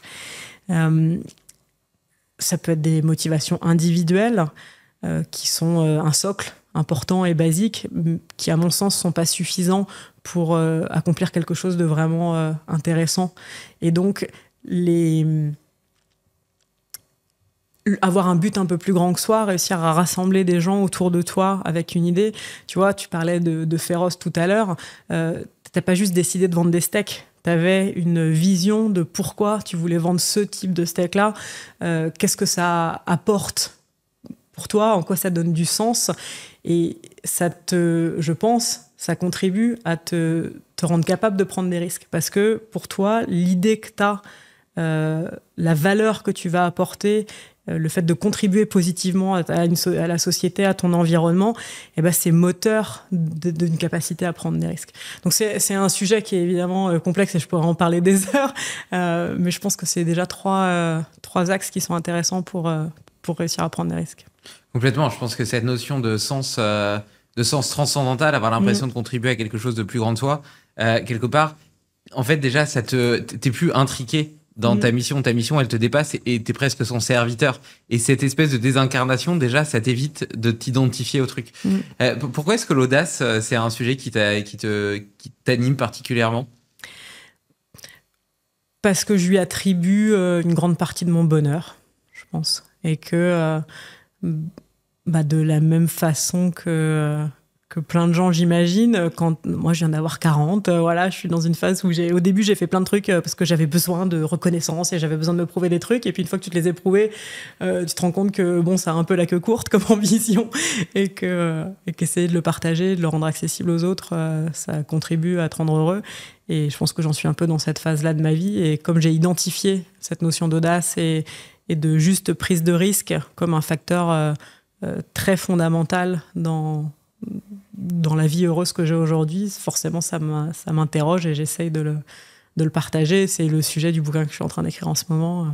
Donc c'est quelque chose qui m'occupe beaucoup en ce moment.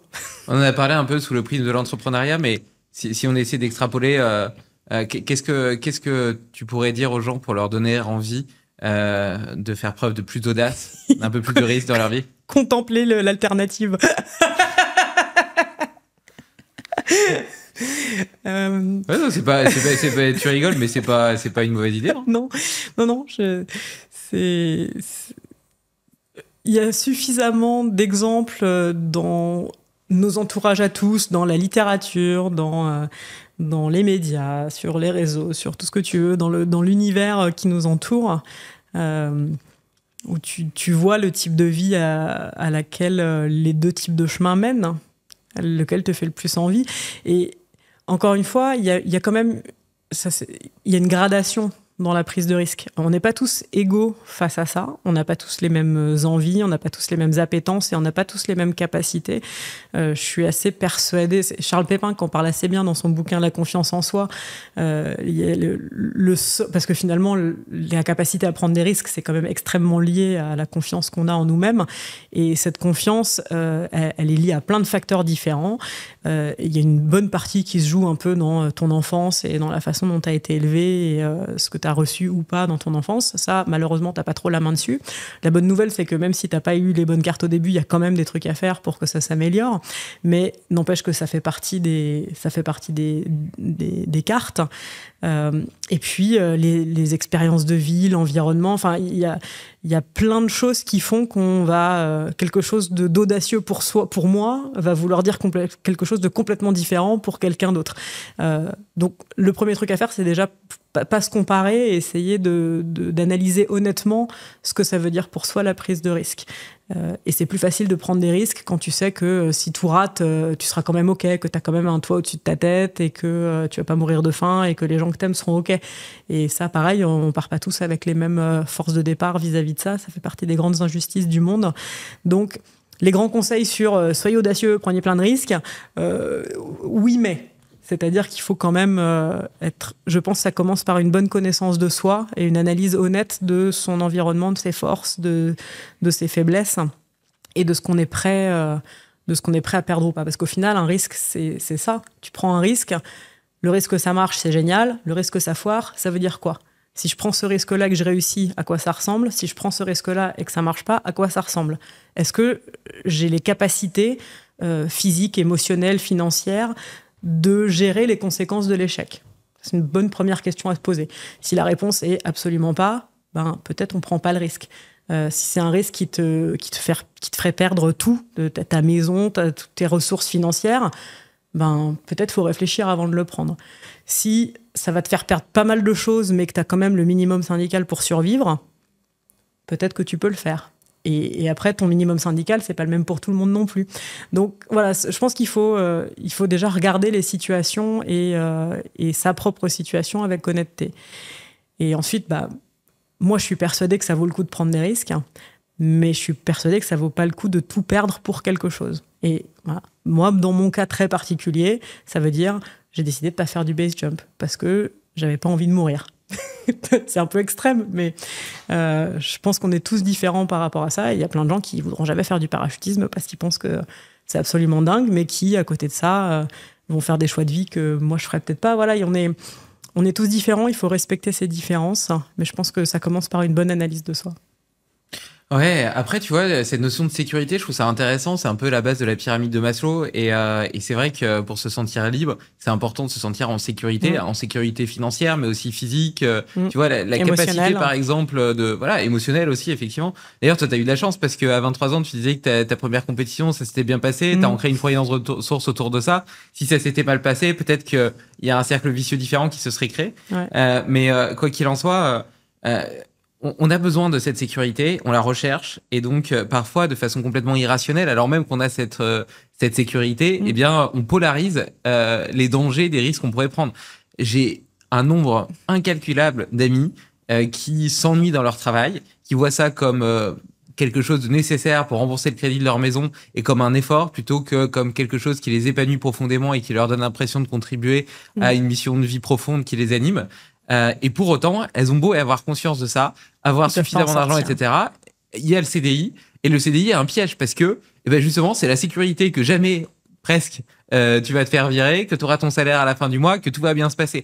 Et on a tendance à se dire, ouais, mais attends, si je démissionne pour autre chose, etc., même si sur le papier ça me plaît plus, on polarise les dangers liés à cette décision.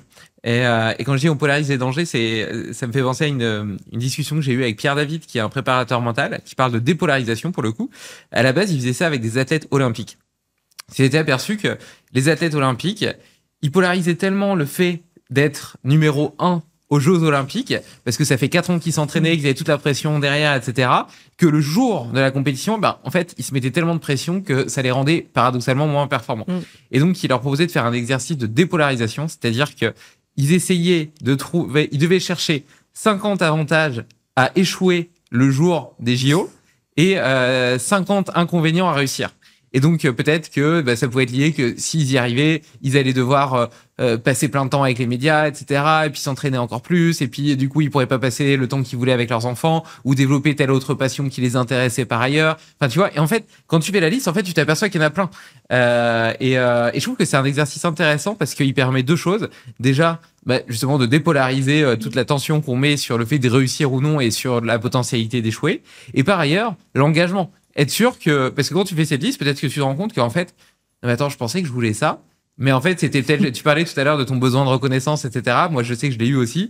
Et en fait, peut-être que, en tout cas, dans mon cas, il y a plein de choses que j'ai fait, non pas parce qu'elles m'animaient, mais parce que j'avais besoin de cette reconnaissance, de cette réussite sociale et financière, parce que j'avais une croyance sous-jacente que je m'étais jamais vraiment avoué à moi-même que pour mériter d'être aimé, il fallait que je réussisse, tu vois.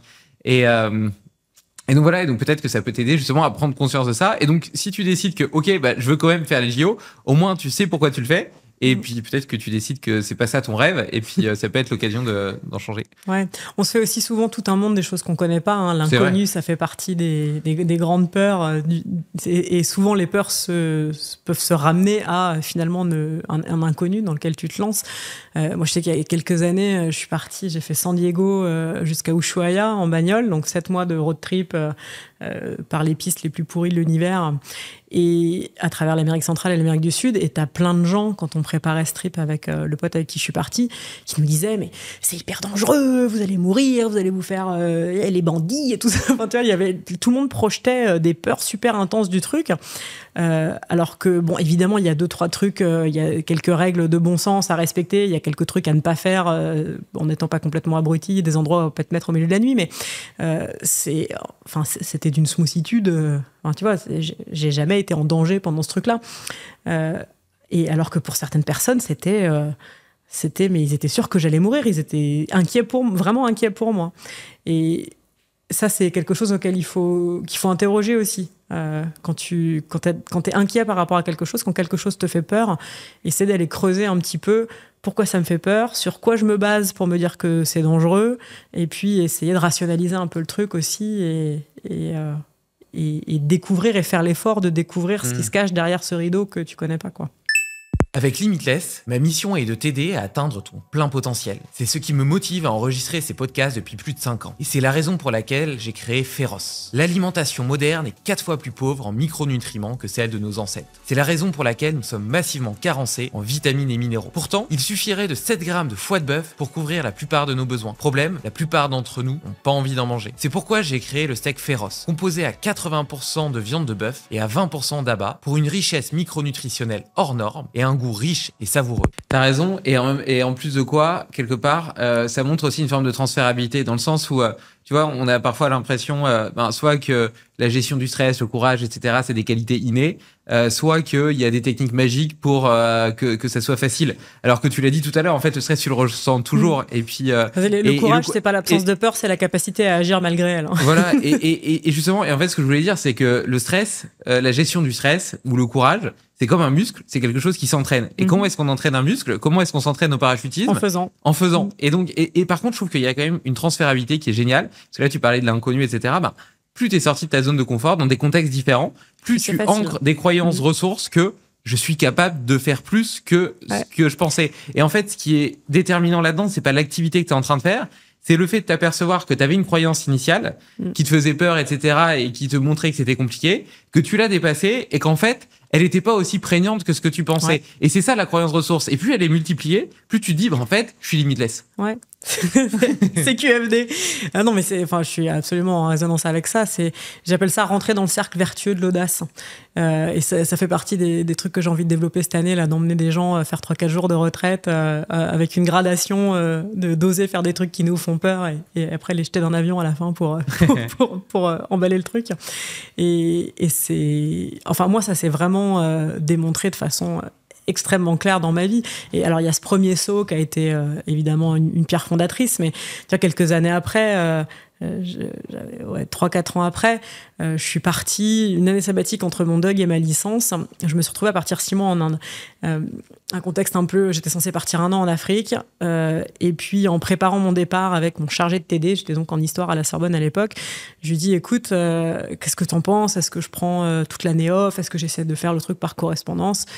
Il me dit, écoute, la Sorbonne, ça fait 800 ans qu'elle est là, prends ton année, reviens après, elle sera toujours là. Et il me dit, mais c'est dommage que tu partes toute l'année en Afrique, parce que j'ai eu une opportunité pour aller faire un stage de 6 mois en Inde pour être interne d'une artiste peintre française au milieu du Rajasthan. Alors moi, quand il me dit ça, t'as une lumière qui s'allume. Mon père a énormément voyagé en Inde quand il était jeune, donc j'ai grandi dans une maison avec plein d'objets indiens, plein d'histoires de l'Inde, donc c'est un endroit qui m'attirait beaucoup. Bref, il me met en lien avec la fameuse artiste peintre que je rencontre, le courant se passe bien, elle me dit ok, t'es embauchée. Et elle me donne un papier sur lequel il y a écrit Nadine Leprince à Véli, donc Nadine Leprince c'est son nom, à Véli c'est le type de maison, Fatehpur Shekhawati c'est le nom de la ville, Rajasthan, Inde. Elle me dit ça c'est l'adresse. On est en 2003 ou un truc comme ça, donc on n'a pas de téléphone, on a des téléphones pas intelligents, il n'y a pas Google Maps, il n'y a rien, tu vois, et je lui dis ok, mais alors du coup, comment je viens? Mais tu prends l'avion pour Delhi, à Delhi tu prends un bus pour Jaipur, à Jaipur tu prends un bus pour Fatehpur, t'inquiète pas, c'est facile. Et moi, à ce moment-là, j'étais déjà allée un peu au Maroc pour sauter, parce que le club avec lequel je sautais en France faisait ses activités d'hiver là-bas, mais j'avais jamais fait un voyage comme ça, quoi. Et encore moins toute seule. Donc là, je crois que j'ai 19 ans ou un truc comme ça, et je me dis, mais je vais jamais trouver. Je me dis, c'est chaud son truc, je sais pas comment je vais y aller. Puis bon, elle me dit que c'était facile. Ok, bon, je prends un billet d'avion pour Delhi. Dans l'avion de Delhi, je suis assise à côté d'un Indien qui me dit, t'inquiète, je te montrerai la gare routière quand on arrive. Hop, le mec super sympa, il me fout dans le premier bus, j'arrive à Jaipur, là voilà, dans une espèce d'énorme gare routière, t'as les mecs perchés sur les camions qui chantent en litanie tous les stops du bus de celui-là, donc j'arrive à entendre à peu près Fatehpur, je monte dans le bus, j'arrive à Fatehpur, je monte mon papier, quelqu'un me dit tiens c'est là, viens, et il m'emmène, et là tout d'un coup j'arrive devant cette maison, quoi, 24 heures plus tard, et j'arrive devant cette maison et je me dis exactement ce que tu viens de dire en disant C'était facile en fait. J'ai vraiment pas galéré. Alors qu'avant de partir, je m'étais dit, je vais jamais trouver. Enfin, tu vois, moi, toute seule, petite meuf, pour aller trouver une aiguille dans une botte de foin, quoi. Et en fait, cette expérience-là, et après les 6 mois passés en Inde, ils ont été absolument phénoménaux de plein de points de vue, mais ce moment-là, cette réalisation, après avoir sauté, après être arrivé au spot, que en fait, j'étais capable, que en fait, c'était pas si dur, que c'était plus dur avant qu'après, ou que pendant et après, et ben ça a remis une pièce dans le jukebox un peu. Tu vois, ça a contribué au fait que tu rentres dans ce cercle vertueux de te dire ça vaut le coup d'essayer de faire un truc qui peut paraître un peu dur ou un peu effrayant, parce que de l'autre côté de ça, bah, il se passe des choses absolument fantastiques. Ouais, c'est une trop belle histoire, j'adore. Et ta deuxième conférence, du coup, c'est sur le leadership. Ça veut dire quoi, le leadership ? Ouais. Alors, la façon dont tu mènes une équipe à accomplir quelque chose ensemble, en tout cas moi c'est comme ça que je le perçois. Et alors moi, tu vois, j'ai fait beaucoup de compétitions, mais j'ai pris ma retraite de compétition il y a longtemps maintenant. Mes derniers championnats du monde datent de 2012. Et en fait, à partir de l'année suivante, 2013, je suis rentrée dans l'organisation des records du monde de grande formation. J'avais participé à quelques records avant ça, mais en 2013, je passe de l'autre côté de la barrière. Et les records de grande formation, ça consiste à construire la plus grande figure accrochée les uns aux autres en chute libre. Donc dans ma discipline, tête en bas ou tête en haut. Donc t'imagines des gens qui partent de plein d'avions différents et qui se rassemblent autour d'un cercle central qu'on appelle la base, et puis qui viennent construire un espèce de kaléidoscope géant en plein ciel, et puis t'as en gros 70 secondes pour le faire avant de devoir te barrer, ouvrir ton parachute. Et combien de personnes ? Alors le record du monde en date, il est à 164. Ça fait combien d'avions, ça ?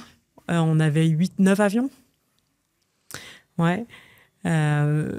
Non, pour le 164, on devait en avoir que 8. On a fait des tentatives à 200, où on est à 10 avions, ou 9 avions, mais ils ont échoué. Les 2 dernières tentatives à 200 ont échoué. On réessaye, ils vont réessayer, du coup, moi, je pourrais pas y aller au mois d'août cette année. Le record du monde féminin, il est à 80. Le record du monde tête en haut mixte, il est à 96, qu'on a fait en novembre dernier, là. Le record de France, il est à 54, tête en bas, et je crois à 36, tête en haut. Je m'y perds un peu. Mais bon, ça fait des corps qui tombent. Hein. Ça fait quand même un sacré paquet d'humains qui se rejoignent pour former une grande figure. Et donc, c'est vraiment un défi de leadership. Parce que tu dois faire accomplir un truc à des gens sous une énorme pression. Parce que pour qu'un record soit valide, il faut que l'intégralité des gens dans le saut soit à la place qui leur a été attribuée avant le saut. Donc, si tu pars à 100, tu fais 99 personnes accrochées, mais le 100e n'y est pas, c'est pas bon, c'est pas validé, il faut recommencer. Donc, t'as pas envie d'être la 100e personne, quoi. Donc, la pression individuelle, elle est super forte, la pression de performance sur chaque individu. Et donc, bah, tu dois créer les conditions pour que les gens arrivent à performer au mieux de leur capacité pour accomplir ce truc-là tous ensemble. Et en fait, je me suis rendu compte un peu par hasard au début, parce que dans ce genre d'événement, tu as, on va dire, une moitié de participants qui vont être des professionnels du parachutisme, et puis tu as l'autre moitié, mes proportions sont peut-être pas particulièrement précises, mais une autre partie qui sont des amateurs plus, tu vois, des gens qui sautent tous les week-ends, qui sont hyper bons en parachutisme, hyper expérimentés, mais non, c'est pas le métier. Et ces gens-là, t'as pas mal de gens qui ont des profils d'entrepreneurs ou qui bossent dans des grosses boîtes, qui ont des postes à responsabilité.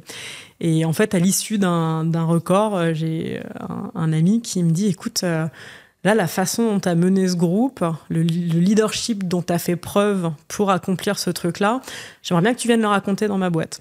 Et donc, un peu par hasard, en n'y connaissant rien, à l'univers de la conférence, en sachant même pas combien de temps ça devait durer, j'y connaissais vraiment rien. J'ai dit oui, parce que je dis plutôt oui, puis après je vois.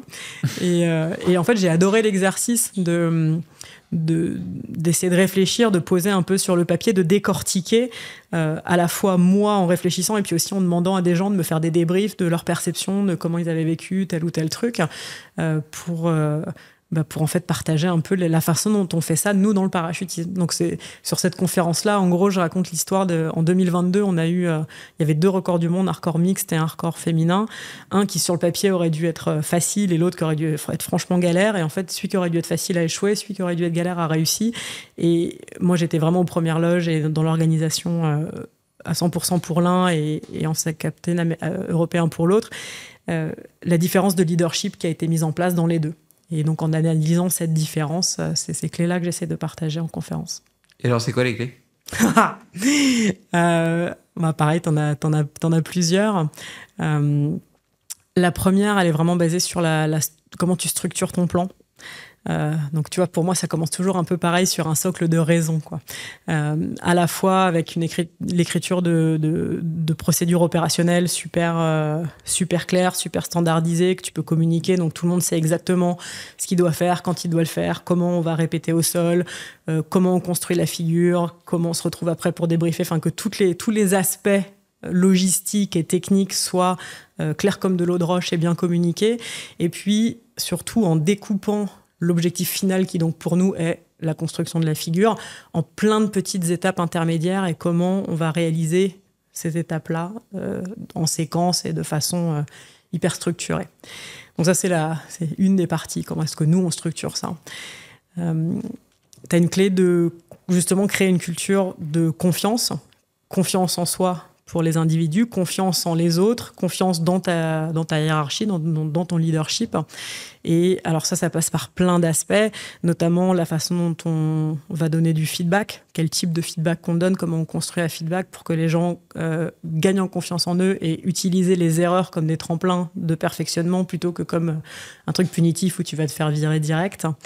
Ce qui va permettre aussi aux gens de prendre un peu plus de risques, de pouvoir s'adapter, d'être plus innovant, plus réactif dans les situations où, plutôt que d'être paralysé par la peur de faire la mauvaise chose parce qu'ils pensent que la punition va être l'exclusion directe, au contraire, créer un climat dans lequel ça va permettre aux gens de thrive et de se développer. Et puis, et là encore, tu vas trouver que j'ai des thèmes qui se ressemblent. C'est comment est-ce que tu vas rassembler une équipe autour d'une idée, autour d'un but un peu plus grand que soi. Et nous, dans le cadre du record féminin, 2022 s'appelait Project 19. Il aurait dû avoir lieu en 2020. Il a été décollé à cause du Covid. Mais 2020, c'était le centenaire de l'amendement 19 de la Constitution américaine qui a accordé le droit de vote aux femmes. Donc, en fait, on voulait, avec notre saut, célébrer cet anniversaire-là, rendre hommage aux femmes qui nous ont précédées, et puis à la fois inciter les femmes et les filles d'aujourd'hui à vivre des vies audacieuses, justement, quoi que ça veuille dire pour elles. Hein. On force personne à sauter d'un avion. Mais en rassemblant l'équipe de nanas autour de cette idée-là, et ben ça a permis, tu vois, on en parlait tout à l'heure dans le cadre de l'audace, quand à la fin de la semaine, il nous reste plus que quelques tentatives, ça commence à devenir vraiment difficile, en reconnectant par plusieurs procédés les nanas à cette raison-là, à ce symbole-là, et ben ça leur a permis de sortir un peu de leur propre frustration, de leur propre peur, de leurs propres échecs, et de se reconnecter à ça et d'aller battre leur corps. Et je pense que dans nos vies actuelles, dans nos sociétés actuelles, où le sens est de plus en plus important, où tu as des équipes qui ont, même si leur job, c'est pas forcément le seul endroit où ils trouvent du sens dans leur vie, en fait, si tu veux les garder, si tu veux les faire performer, c'est quand même un levier super puissant de leur proposer quelque chose auquel ils peuvent adhérer sincèrement. Voilà. Je te fais pas le truc dans son entier, mais... T'as parlé des feedbacks, des erreurs, des échecs. Comment est-ce que toi, tu utilises justement cette boucle de rétroaction, d'analyse des feedbacks pour progresser continuellement ? Moi, à titre personnel, ou comment je le fais avec les autres ? Non, toi.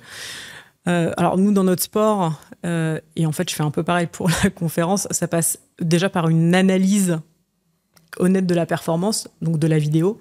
On va regarder les images du saut et on va décortiquer, OK, qu'est-ce qui fonctionne pas. Et ce qui fonctionne pas, qu'est-ce qu'il faut faire pour que ça fonctionne. Alors, soit tu le sais, et du coup, tu vas l'appliquer, soit tu le sais pas et il faut explorer et essayer des choses. Certaines vont fonctionner, certaines vont pas fonctionner. Mais c'est voilà, ça commence d'abord par une analyse honnête et sincère et ensuite une tentative d'amélioration. Donc tu le fais systématiquement, je veux dire, tu as des routines un peu autour de ça ? Alors, dans le cadre du parachutisme, c'est en fait, les journées sont assez rythmées. Tu sautes, tu analyses, tu débriefes, tu rebriefes, tu retournes sauter. Donc, ça va être entre les sauts.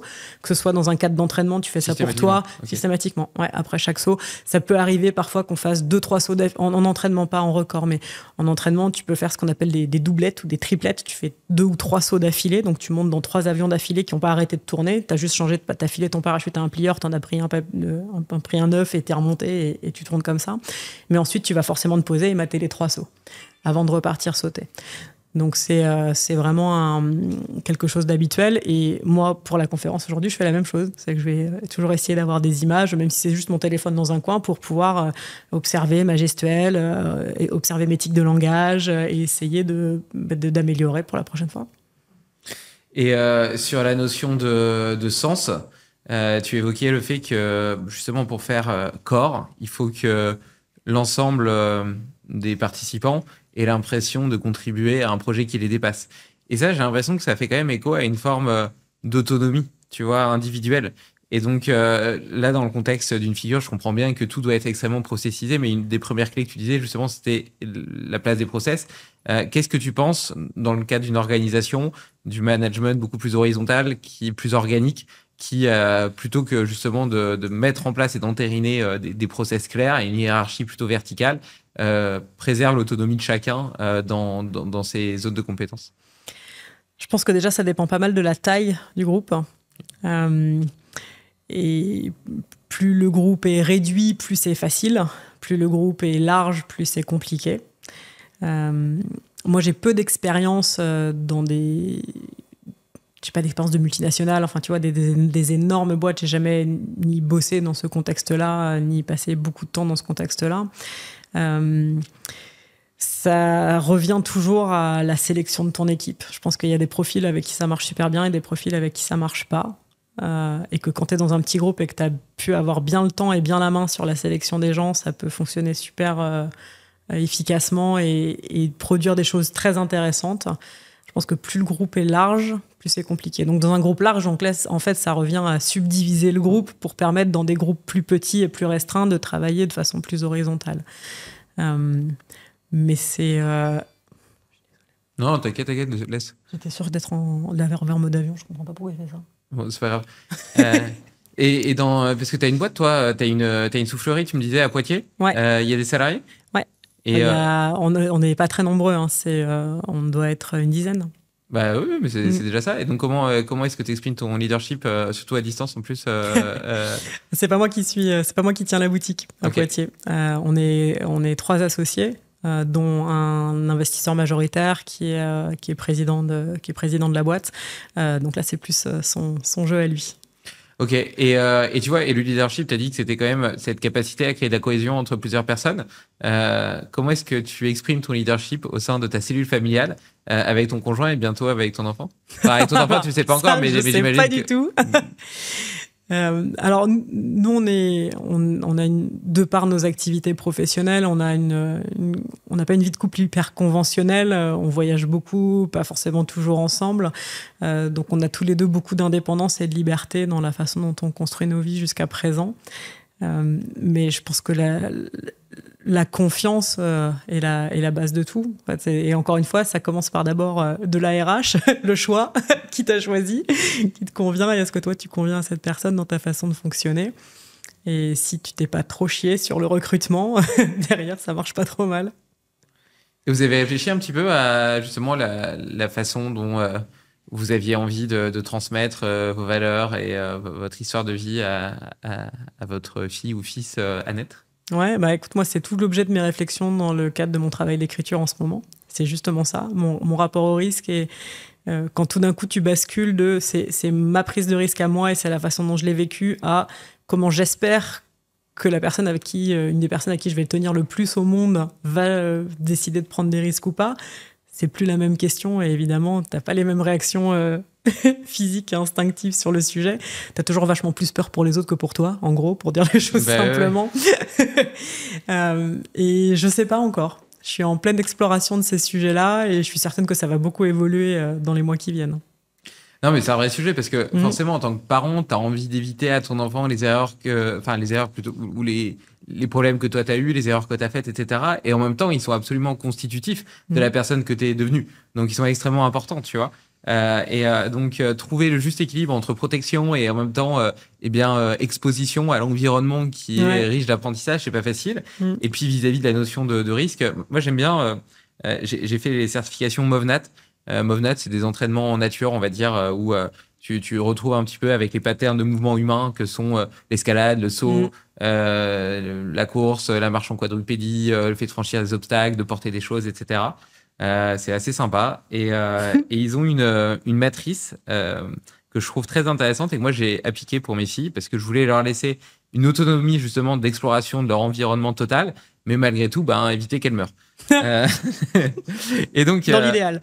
et dans l'idéal, voilà. Et donc tu vois, et donc en fait cette matrice, elle prend sur deux axes le risque vs le danger. Il y a des choses qui sont très risquées, par exemple marcher sur un fil de fer, par exemple, c'est très risqué parce que c'est très peu large, donc tu as beaucoup de chances de tomber. Mais pas très dangereux, s'il est qu'à 10 cm, tu risques pas de te faire très mal. Et de l'autre côté, il y a des choses qui sont très peu risquées. Donc maintenant, cette fois-ci, si tu marches sur un muret qui fait 1 mètre de large, a priori, à moins que tu aies 2 pieds gauche, il y a peu de chances que tu tombes. Mais à 10 mètres de hauteur, c'est très dangereux parce que si tu tombes, tu meurs. Et donc, tu joues entre les deux, histoire d'éviter de faire des choses très dangereuses et très risquées. Ouais. Et donc, à chaque fois, j'essayais un petit peu d'avoir cette idée. Et donc, tu vois, avant, par exemple, j'avais une maison, il y avait des escaliers. Et donc, très tôt, avant même de savoir marcher, elle escaladait les escaliers. Mais au maximum, elle dégringolait les escaliers. Il y avait 5 marches. Elle se serait, voilà, où elle escaladait des chaises ou des choses comme ça. Je me dis, peut-être qu'elle peut se casser le bras. Mais c'est sûr qu'elle ne mourra pas, quoi. Et donc, jusque-là, c'était OK, tu vois. Et voilà. Et donc, au final, elle s'est fait quelques bosses. Mais bon, voilà, comme tout enfant. Et aujourd'hui, je trouve que ça lui a apporté une autonomie dans la vie hyper importante. Déjà, quand elle tombe ou qu'elle se fait mal ou des choses comme ça, elle en fait pas des caisses, tu vois. Elle pleure comme tout enfant 10 secondes et puis ça s'arrête tout de suite parce qu'elle a appris à gérer la douleur, à gérer la frustration de ne pas avoir réussi, etc. Et d'ailleurs, en parlant de frustration de ne pas avoir réussi, on en revient à la notion de risque. C'est quand même incroyable. L'enfant, il a un moyen de déplacement, de locomotion qui est parfaitement efficace pour aller d'un point A à un point B, qui est le fait de marcher à 4 pattes ou de ramper. Et malgré tout, il va essayer de se relever au prix de nombreuses chutes, tu vois. Et finalement, il va y arriver. Et je trouve que c'est une belle métaphore tu vois, parce qu'en fait, ils s'en foutent du regard des autres, d'échouer, etc. Et franchement, ça échoue beaucoup, hein. C'est vraiment dur d'apprendre à marcher. Tu peux pas te rendre compte à quel point c'est difficile d'y arriver, tu vois. Et ça persévère. Et au bout d'un moment, ils y arrivent, tu vois. Ouais. Et je trouve que, tu vois, je reviens à cette notion de polarisation, mais en fait, ils n'ont pas conscience justement du danger et même du danger, en l'occurrence social, parce qu'il n'y a pas de vrai danger physique, mais c'est plutôt la honte de ne pas réussir. Et donc, ils n'ont pas cette inhibition qui les pousse, qui les empêche de suivre leur propre voie, tu vois. Ah, je prendrai des notes sur ce truc-là, je vais la regarder. Movnat. Ouais, Movnat, après, là, c'est pas sur les enfants, c'est plutôt sur voilà, l'entraînement. Je crois que la matrice, elle est intéressante. Ouais, la vidéo, il y a une vidéo d'Erwan Lecor. Erwan Lecor, c'est celui qui a inventé un peu cette méthode qui s'appelle l'entraînement que le monde moderne a oublié ou quelque chose comme ça. Puis tu le vois justement courir sur le muret d'un pont, mais donc il y a beaucoup de vide en dessous, escalader des rochers, après plonger en apnée, puis après marcher en équilibre en quadrupédie sur un arbre. Et c'est assez chouette parce que c'est un peu comme si, tu vois, on parlait de croyances limitantes, etc. Et après avoir fait ça, j'ai eu l'impression que le monde entier devenait mon terrain de jeu. Que ce soit un monde urbain ou forêt d'ailleurs, hein. Mais maintenant, j'ai l'impression que je suis dans un gymnase partout. Et tu vois, parfois, j'attends mon train et puis je m'amuse à faire une séance de sport, à marcher en équipe, à faire des sauts, des trucs comme ça. Et je trouve que, tu vois, en vieillissant, justement, on perd un peu cette habitude de jouer. Non, pas toi, visiblement. Pas trop. Comment t'as fait pour pas perdre cette capacité justement à jouer? Comment t'as fait pour pas devenir trop sérieuse? Je pense que parce que j'ai grandi entourée de gens comme moi. Le parachutisme, c'est pas très sérieux en vrai, hein, comme choix de vie. Donc je pense que ça attire peut-être des gens avec une prédisposition similaire. Et on a grandi, on est devenu adulte et même des vieux adultes maintenant dans ce contexte d'exploration, de joie, de curiosité, d'avoir envie de faire des choses intenses, belles, qui nous plaisent. Et donc il y a une notion d'émulation, je pense, ou de soutien mutuel. Parce qu'on finit toujours par ressembler un peu aux gens avec qui on traîne. Et donc, je pense que ça a pas mal influencé. Ta tribu, entre guillemets, c'est quelque chose de structurant et d'important dans ta vie? Ouais. Même si... alors, elle est très internationale. Les gens vraiment... Tu vois, mon noyau dur, aujourd'hui, on est un peu éclaté. Moi, les gens les plus proches de moi, en ce moment, ils sont aux États-Unis, en Norvège, en Australie.